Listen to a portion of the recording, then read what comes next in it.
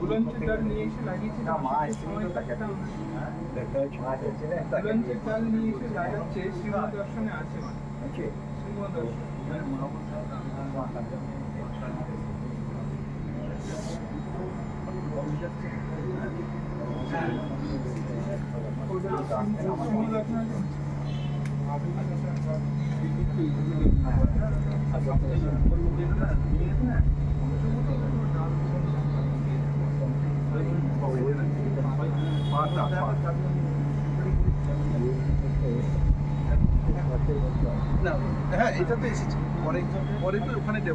হ্যাঁ আমরা যখন এলাম তখন ওটাকে বিক্রি হচ্ছিল, ওটা কেনা হলো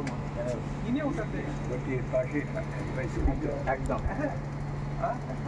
আমি তো স্বামীজি বাড়িতে থাকতাম, ওখান থেকে যাতায়াত করতাম ওখানে। এখন ওইটায় আমরা সাধুরা থাকি, খাওয়া দাওয়া হয়। নিচে বলো ঠাকুরঘর, আর নিচ ঠাকুরঘরটা ঠাকুরঘরটা আগে ঠাকুরঘর ওখানেই ছিল। মানে এটা তো মাস্টারমশাইয়ের ওরা ছিলেন তো, ওরা আমরা এখানে অ্যাক্সেস ছিল না, ওদের মতনই ছিল, আমরা পাশে থাকতাম। এখন পরে এখন পুরোটাই আমাদের নিচের ঘর সবটা দিয়ে দিই মাঠ থেকে আর কেউ ভলেন্টিয়ার থাকে, মানে যে ভলেন্টিয়ার সেবক সে থাকে। ঠাকুর থাকার কথা বলা আছে নিচের উপরে এইসব তো পরে পরে হয়েছে। অল্প দিন হলো, হ্যাঁ ওটা একদম এই তো মানে কদিন হলো বলো, কমাস হলো, কমাস ঠাকুর ঘরটা আগে কিছু বাইরের লোকের বাড়ি ছিল, আমার কেনা হলো। দীপবাবু কিছুটা কিনেছিলেন, মহারাজি তো কিনেছিলেন, তখন পরে কেনা হলো। বাকিটা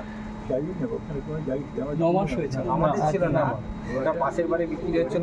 2017 কিনেছিলেন, 2017 50% বেশি কেনা ছিল। তারপরে ওটা ডেভেলপ করা হলো, মানে ভেঙে আবার ডেভেলপ করা হলো। ওইটা পাওয়া যেতে এটা করে। আর মানে রাস্তার ওপারে একটা বোম্বে থেকে একটা বাড়ি কিনে দিয়েছে,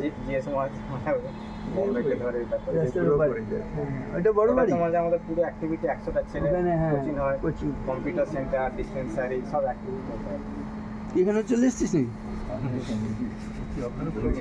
ও বালক সঙ্গে বাড়ি হচ্ছে ভদ্রেশ্বর না, বৈদ্যবাটি।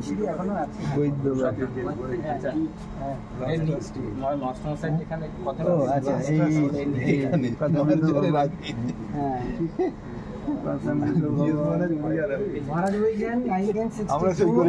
ওনাদের ব্রহ্মচার্যের পর পূর্ণিয়া আবার